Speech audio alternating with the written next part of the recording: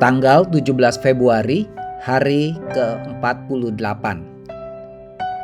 Bacaan Bilangan pasal 26 sampai pasal 30. Menghitung dan meninjau ulang. Garis besar. Hampir 40 tahun telah berlalu. Generasi yang tidak percaya telah lenyap dan generasi baru telah berkembang untuk menggantikannya. Sekali lagi sekarang saatnya untuk menghitung jumlah orang dan menilai kekuatan militer Israel. Terlepas dari penilaian ilahi yang membawa kehidupan lebih dari 38.000 orang, Bilangan pasal 16 ayat 49 dan Bilangan pasal 25 ayat 9, angkatan perang bangsa Israel masih berjumlah lebih dari 600.000 orang. Musa yang telah memimpin umat sejak awal tidak akan pernah hidup untuk melihat penaklukan Kanaan. Penggantinya, Yosua, yang akan memimpin orang-orang Israel menuju kemenangan. Renungan harian. Jika Anda tiba-tiba tidak mampu, siapa yang akan memenuhi syarat untuk mengambil tanggung jawab Anda saat mereka berhubungan dengan pekerjaan Anda, keluarga Anda, gereja Anda? Ketika Musa mendekati hari-hari terakhirnya sebagai pemimpin Israel, Tuhan memerintahkan Musa untuk memilih seseorang agar umat Tuhan jangan seperti domba tanpa gembala. Bilangan pasal 27 ayat 17. Musa diperintahkan untuk membawa Yosua dan berilah dia sebagian dari kewibawaanmu. Bilangan pasal 27 ayat 20. Dengan cara ini, transaksi kepemimpinan akan lancar sehingga ketika hamba Allah meninggal, karya Tuhan tidak akan goyah. Itu saran bagus untuk generasi manapun. Apakah Anda membiarkan orang lain tetap bergantung kepada Anda di rumah dan gereja? Atau apakah Anda sibuk mempersiapkan mereka untuk suatu hari menggantikan tempat Anda dan melanjutkan pekerjaan yang telah Anda mulai? Lengkapi kalimat ini. Mengetahui bahwa tidak ada individu yang kekal dalam pelayanan Tuhan, hari ini saya akan membantu mempersiapkan siapa? Untuk melanjutkan pekerjaan yang sedang saya lakukan. Di mana? Dengan cara bagaimana? Tujuan pengajaran adalah untuk memampukan mereka yang diajar dapat mandiri tanpa guru yang mendampingi lagi.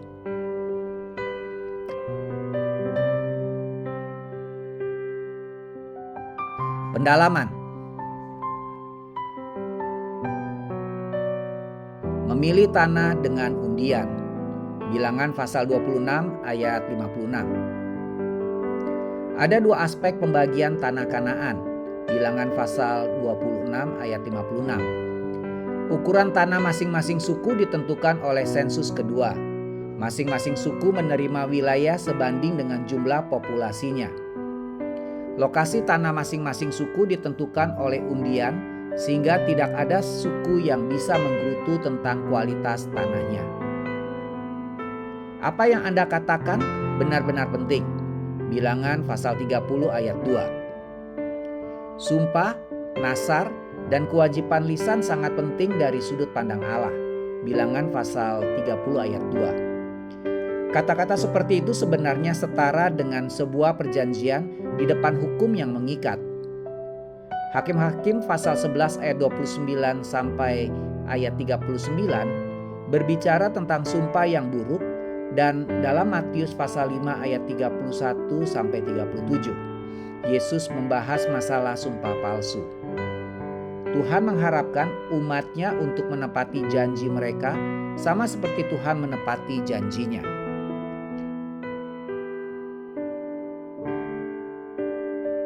Amin. Tuhan Yesus memberkati.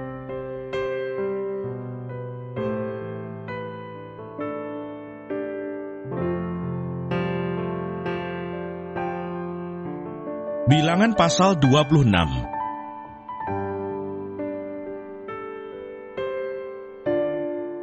laskar Israel dihitung untuk kedua kalinya. Sesudah tulah itu berfirmanlah Tuhan kepada Musa dan kepada Eleazar, anak Imam Harun. Hitunglah jumlah segenap umat Israel yang berumur 20 tahun ke atas, menurut suku mereka, semua orang yang sanggup berperang di antara orang Israel. Lalu berkatalah Musa dan Imam Eleazar kepada mereka di dataran Moab, di tepi sungai Yordan dekat Yeriko. Hitunglah jumlah semua orang yang berumur 20 tahun ke atas, seperti yang diperintahkan Tuhan kepada Musa. Inilah orang Israel yang telah keluar dari tanah Mesir. Ruben ialah anak sulung Israel. Bani Ruben ialah dari Henoh, kaum orang Henoh. Dari Palu, kaum orang Palu. Dari Hesron, kaum orang Hesron. Dan dari Karmi, kaum orang Karmi. Itulah kaum-kaum orang Ruben, dan orang-orang yang dicatat dari mereka berjumlah 43.730 orang. Adapun anak Palu ialah Eliab, dan anak-anak Eliab ialah Nemuel, Datan, dan Abiram. Datan dan Abiram, orang-orang yang dipilih oleh umat itu, ialah orang-orang yang telah membantah Musa dan Harun dalam kumpulan Korah. Ketika mereka membantah Tuhan, tetapi bumi membuka mulutnya dan menelan mereka bersama-sama dengan Korah. Ketika kumpulan itu mati, ketika ke-250 orang itu dimakan api, sehingga mereka menjadi peringatan. Tetapi anak-anak Korah tidaklah mati. Bani Simeon, menurut kaum mereka, ialah dari Nemuel, kaum orang Nemuel, dari Yamin, kaum orang Yamin, dari Yakin, kaum orang Yakin, dari Serah, kaum orang Serah, dan dari Saul, kaum orang Saul. Itulah kaum-kaum orang Simeon, 22.200 orang banyaknya. Bani Gad, menurut kaum mereka ialah dari Sefon, kaum orang Sefon, dari Hagi, kaum orang Hagi, dari Shuni, kaum orang Shuni, dari Osni, kaum orang Osni, dari Eri, kaum orang Eri, dari Arod, kaum orang Arod, dan dari Areli, kaum orang Areli. Itulah kaum-kaum Bani Gad, dan orang-orang yang dicatat dari mereka berjumlah 40.500 orang. Anak-anak Yehuda ialah Er dan Onan, tetapi Er dan Onan itu mati di tanah Kanaan. Bani Yehuda, menurut kaum mereka ialah dari Shelah, kaum orang Shelah, dari Peres, kaum orang Peres, dan dari Serah, kaum orang Serah. Bani Peres ialah dari Hesron, kaum orang Hesron, dan dari Hamul, kaum orang Hamul. Itulah kaum-kaum Yehuda, dan orang-orang yang dicatat dari mereka berjumlah 76.500 orang.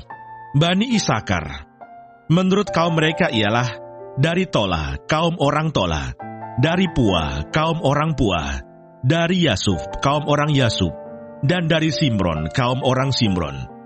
Itulah kaum-kaum Isakar, dan orang-orang yang dicatat dari mereka berjumlah 64.300 orang. Bani Sebulon, menurut kaum mereka ialah dari Seret, kaum orang Seret, dari Elon, kaum orang Elon, dan dari Yahleel, kaum orang Yahleel. Itulah kaum-kaum orang Sebulon, dan orang-orang yang dicatat dari mereka berjumlah 60.500 orang. Keturunan Yusuf, menurut kaum mereka ialah orang Manasye dan orang Efraim. Bani Manasye ialah dari Makhir, kaum orang Makhir, dan Makhir beranakkan Gilead. Dari Gilead, kaum orang Gilead. Inilah Bani Gilead, dari Ieser, kaum orang Ieser. Dari Helek, kaum orang Helek. Dari Asril, kaum orang Asril. Dari Sekem, kaum orang Sekem. Dari Semidah, kaum orang Semidah, dan dari Hefer, kaum orang Hefer. Adapun Selafehat bin Hefer tidak mempunyai anak laki-laki, tetapi anak perempuan saja. Dan nama anak-anak perempuan Selafehat ialah Mahla, Noa, Hogla, Milka, dan Tirsa. Itulah kaum-kaum Manasye, dan orang-orang yang dicatat dari mereka berjumlah 52.700 orang. Inilah Bani Efraim menurut kaum mereka, dari Sutelah, kaum orang Sutelah, dari Beker, kaum orang Beker, dan dari Tahan, kaum orang Tahan. Dan inilah Bani Sutelah, dari Eran, kaum orang Eran. Itulah kaum-kaum Bani Efraim. Dan orang-orang yang dicatat dari mereka berjumlah 32.500 orang banyaknya. Itulah Bani Yusuf menurut kaum mereka. Bani Benyamin menurut kaum mereka ialah dari Bela, kaum orang Bela, dari Asibel, kaum orang Asibel, dari Ahiram, kaum orang Ahiram, dari Sefufam, kaum orang Sefufam, dan dari Hufam, kaum orang Hufam. Dan anak-anak Bela ialah Aret dan Naaman. Dari Aret, kaum orang Aret, dan dari Naaman, kaum orang Naaman. Itulah Bani Benyamin menurut kaum mereka, dan orang-orang yang dicatat dari mereka berjumlah 45.600 orang. Inilah Bani Dan menurut kaum mereka. Dari Suham, kaum orang Suham, itulah kaum-kaum Dan menurut kaum mereka. Segala kaum orang Suham, orang-orang yang dicatat dari mereka berjumlah 64.400 orang. Bani Asher menurut kaum mereka ialah dari Yimna, kaum orang Yimna, dari Yeswi, kaum orang Yeswi, dan dari Beria, kaum orang Beria. Mengenai Bani Beria, dari Heber, kaum orang Heber, dan dari Malkiel, kaum orang Malkiel. Dan nama anak perempuan Asher ialah Serah. Itulah kaum-kaum Bani Asher, dan orang-orang yang dicatat dari mereka berjumlah 53.400 orang. Bani Naftali menurut kaum mereka ialah dari Yahseel, kaum orang Yahseel, dari Guni, kaum orang Guni, dari Yeser, kaum orang Yeser, dan dari Shilem, kaum orang Shilem. Itulah kaum-kaum Naftali menurut kaum mereka, dan orang-orang yang dicatat dari mereka berjumlah 45.400 orang. Itulah orang-orang yang dicatat dari orang Israel, 601.730 orang banyaknya. Tuhan berfirman kepada Musa, kepada suku-suku itulah harus dibagikan tanah itu menjadi milik pusaka menurut nama-nama yang dicatat. Kepada yang besar jumlahnya, haruslah engkau memberikan milik pusaka yang besar, dan kepada yang kecil jumlahnya, haruslah engkau memberikan milik pusaka yang kecil. Kepada setiap suku, sesuai dengan jumlah orang-orangnya yang dicatat, haruslah diberikan milik pusaka. Tetapi tanah itu harus dibagikan dengan membuang undi. Menurut nama suku-suku nenek moyang mereka, haruslah mereka mendapat milik pusaka.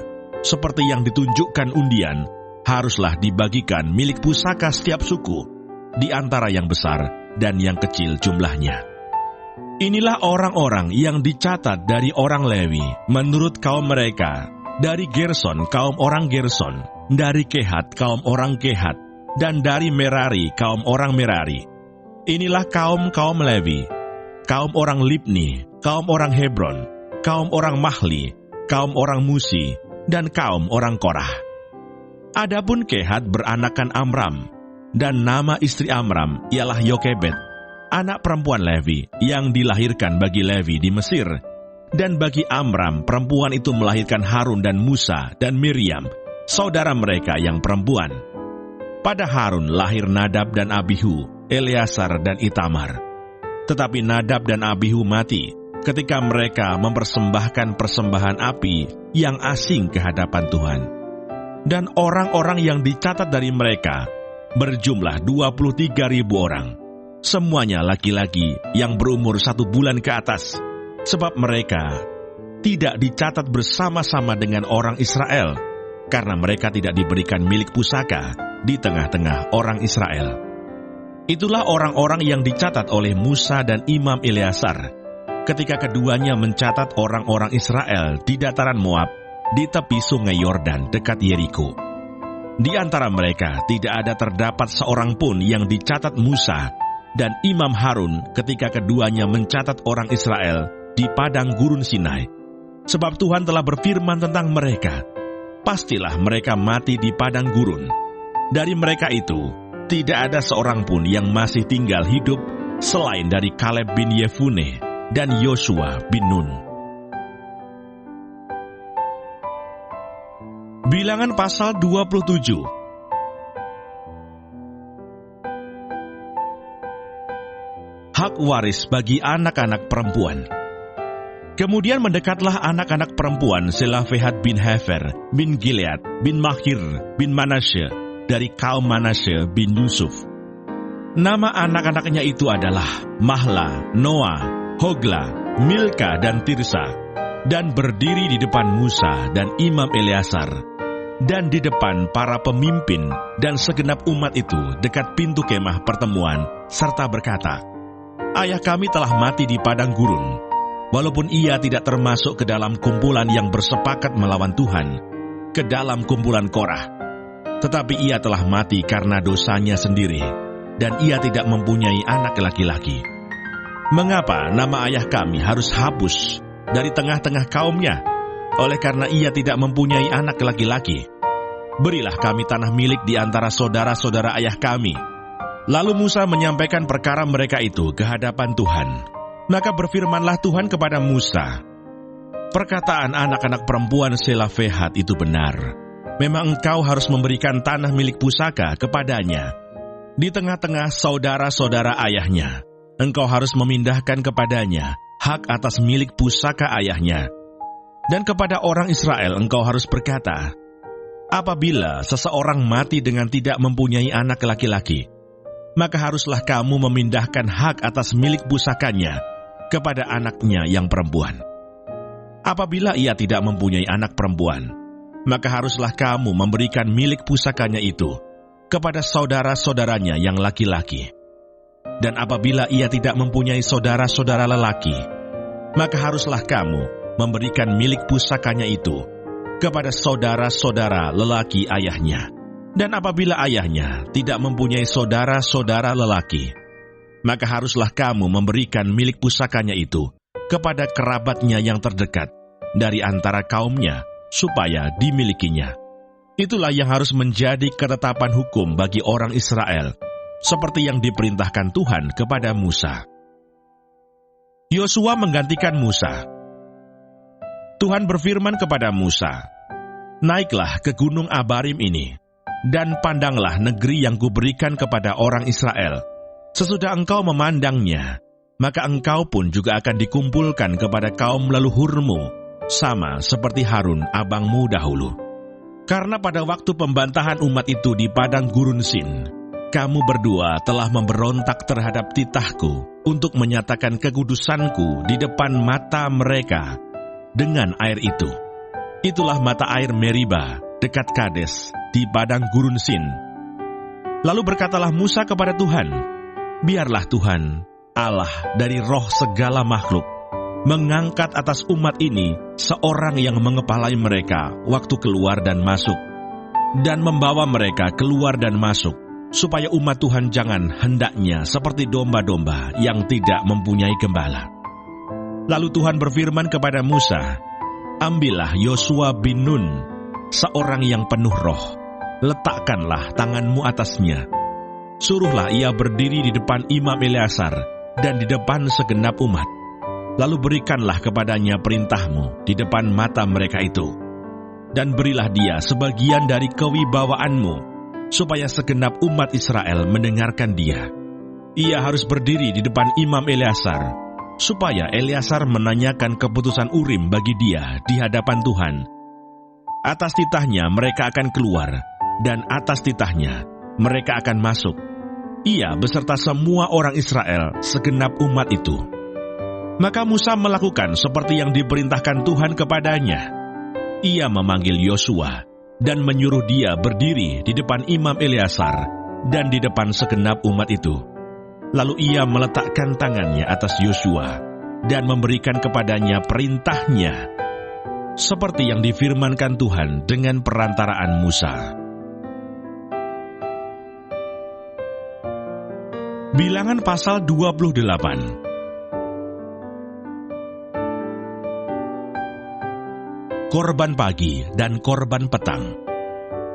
Tuhan berfirman kepada Musa, "Perintahkanlah kepada orang Israel, dan katakanlah kepada mereka, dengan setia dan pada waktu yang ditetapkan, haruslah kamu mempersembahkan persembahan-persembahan kepadaku sebagai santapanku, berupa korban api-apian yang baunya menyenangkan bagiku.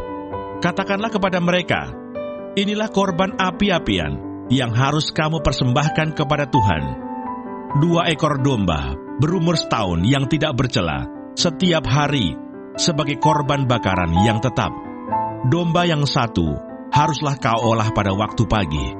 Domba yang lain haruslah kau olah pada waktu senja. Juga 1/10 eva tepung yang terbaik untuk korban sajian. Diolah dengan 1/4 hin minyak tumbuk. Itulah korban bakaran yang tetap yang diolah pertama kali di atas Gunung Sinai, menjadi bau yang menyenangkan, suatu korban api-apian bagi Tuhan. Dan korban curahannya ialah 1/4 hin untuk setiap domba. Curahkanlah minuman yang memabukkan sebagai korban curahan bagi Tuhan di tempat kudus. Dan domba yang lain haruslah kau olah pada waktu senja, sama seperti korban sajian pada waktu pagi, dan sama seperti korban curahannya, haruslah engkau mengolahnya sebagai korban api-apian, yang baunya menyenangkan bagi Tuhan. Korban Sabat dan korban bulan baru. Pada hari Sabat, 2 ekor domba berumur setahun yang tidak bercela, dan 2/10 eva tepung yang terbaik sebagai korban sajian, diolah dengan minyak, serta dengan korban curahannya. Itulah korban bakaran Sabat pada tiap-tiap Sabat, di samping korban bakaran yang tetap dan korban curahannya.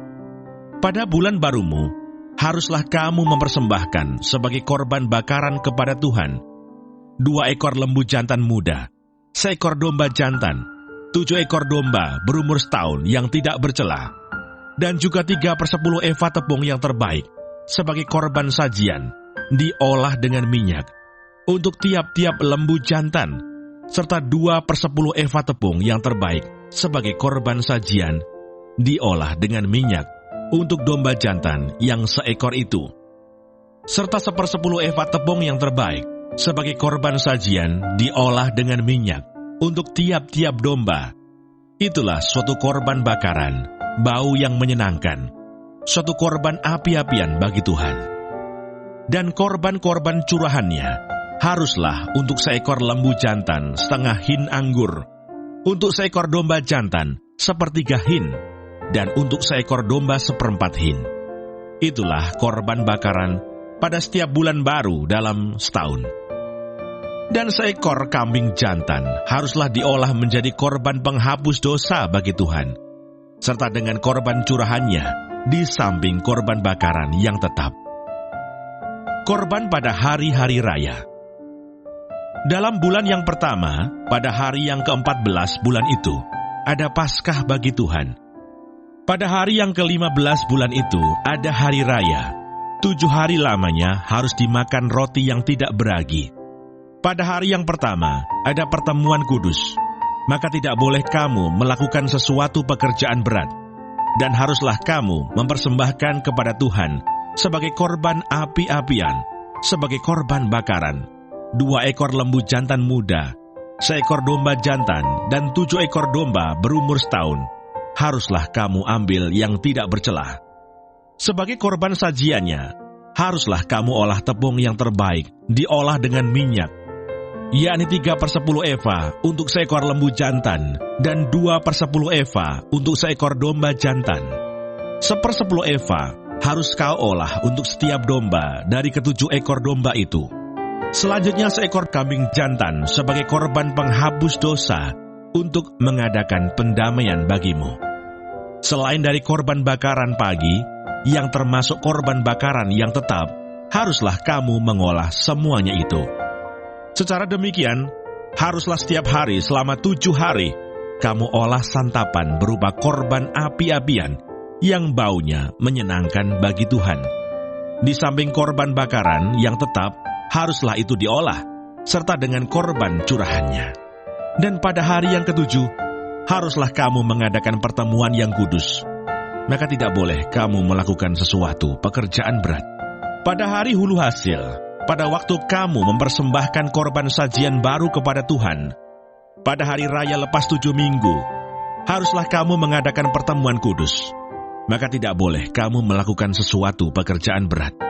Pada waktu itu haruslah kamu mempersembahkan sebagai korban bakaran menjadi bau yang menyenangkan bagi Tuhan 2 ekor lembu jantan muda, 1 ekor domba jantan, 7 ekor domba berumur setahun, Juga sebagai korban sajiannya, tepung yang terbaik diolah dengan minyak, yakni 3/10 eva untuk setiap ekor lembu jantan, 2/10 eva untuk domba jantan yang seekor itu, 1/10 eva untuk setiap domba dari ketujuh ekor domba itu, seekor kambing jantan untuk mengadakan pendamaian bagimu. Selain dari korban bakaran yang tetap dan korban sajiannya, haruslah kamu mengolah semuanya itu, serta dengan korban-korban curahannya. Haruslah kamu ambil yang tidak bercela.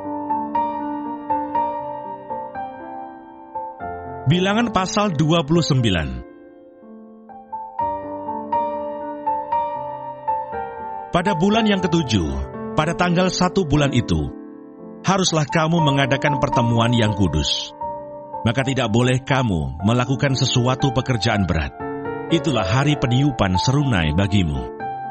Pada waktu itu haruslah kamu mengolah sebagai korban bakaran menjadi bau yang menyenangkan bagi Tuhan. Seekor lembu jantan muda, seekor domba jantan, 7 ekor domba berumur setahun yang tidak bercela. Juga sebagai korban sajiannya, tepung yang terbaik diolah dengan minyak, yakni 3/10 eva untuk lembu jantan itu, 2/10 eva untuk domba jantan itu, dan 1/10 eva untuk setiap domba dari ketujuh ekor domba itu, dan seekor kambing jantan sebagai korban penghapus dosa untuk mengadakan pendamaian bagimu.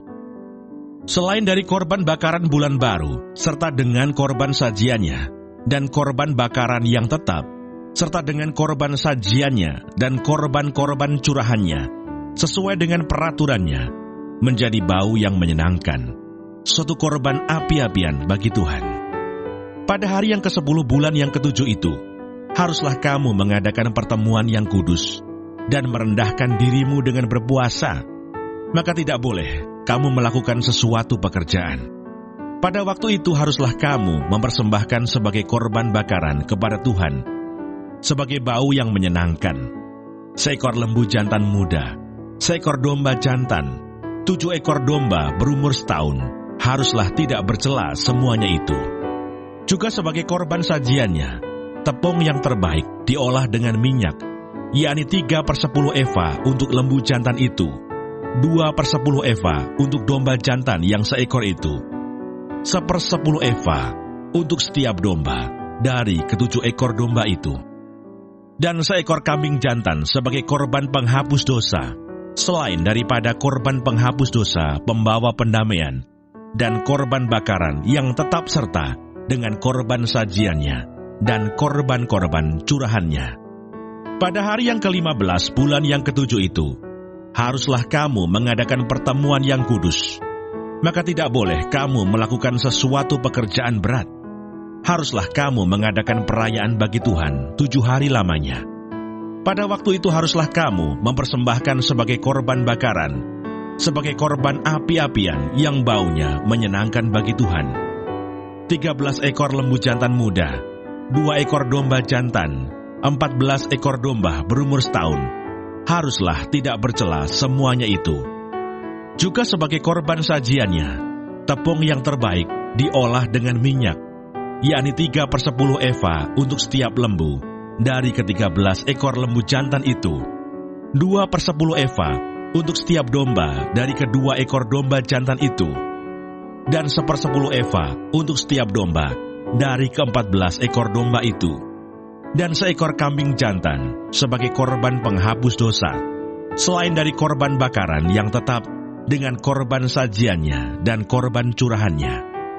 Pada hari yang kedua, 12 ekor lembu jantan muda, 2 ekor domba jantan, 14 ekor domba berumur setahun yang tidak bercela, serta dengan korban sajiannya dan korban-korban curahannya, yakni untuk lembu-lembu jantan, untuk domba-domba jantan, dan untuk domba-domba muda itu, menurut jumlah yang sesuai dengan peraturan, dan seekor kambing jantan sebagai korban penghapus dosa, selain dari korban bakaran yang tetap, serta dengan korban sajiannya dan korban-korban curahannya.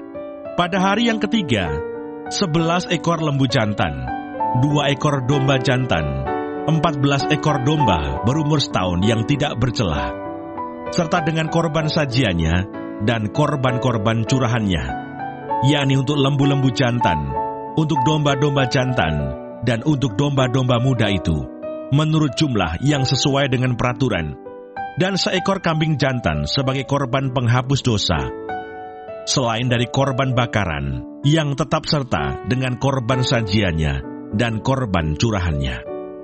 Pada hari yang keempat, 10 ekor lembu jantan, 2 ekor domba jantan, 14 ekor domba berumur setahun yang tidak bercela, serta dengan korban sajiannya dan korban-korban curahannya, yakni untuk lembu-lembu jantan, untuk domba-domba jantan, dan untuk domba-domba muda itu, menurut jumlah yang sesuai dengan peraturan. Dan seekor kambing jantan sebagai korban penghapus dosa, selain dari korban bakaran yang tetap dengan korban sajiannya dan korban curahannya.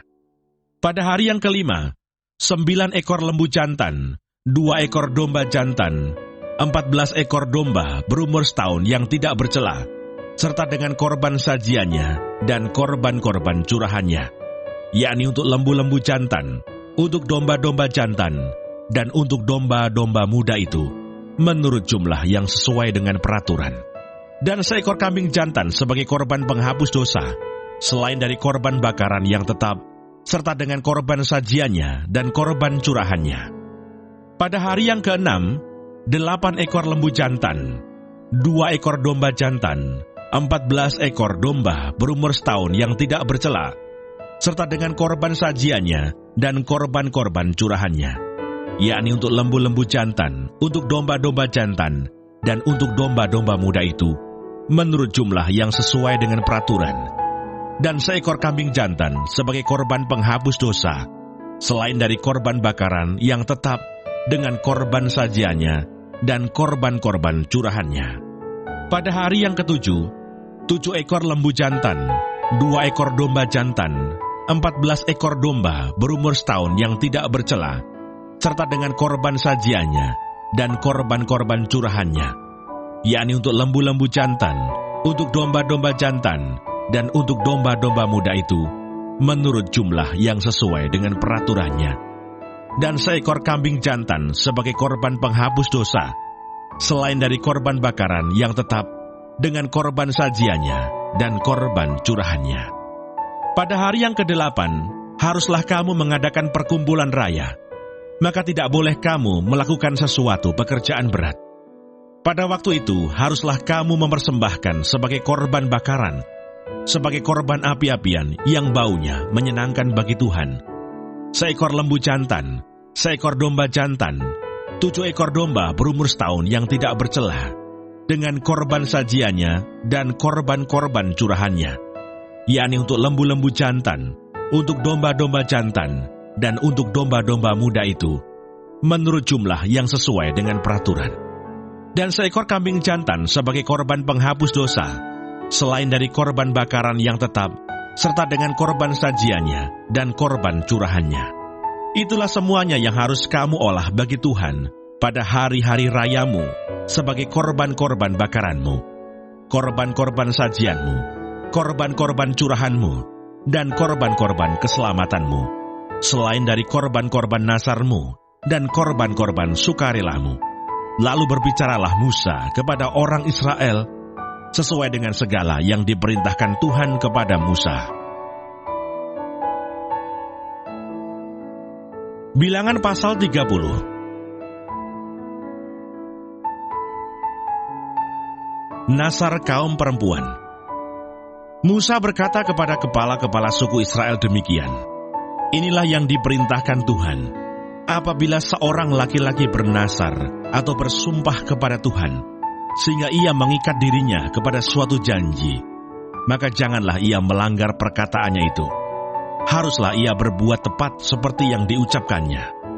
Tetapi apabila seorang perempuan bernasar kepada Tuhan dan mengikat dirinya kepada suatu janji di rumah ayahnya, yakni pada waktu ia masih gadis, dan ayahnya mendengar nasar dan janji yang mengikat diri anaknya itu, tetapi ayahnya tidak berkata apa-apa kepadanya, maka segala nasarnya itu akan tetap berlaku, dan setiap janji mengikat dirinya akan tetap berlaku juga.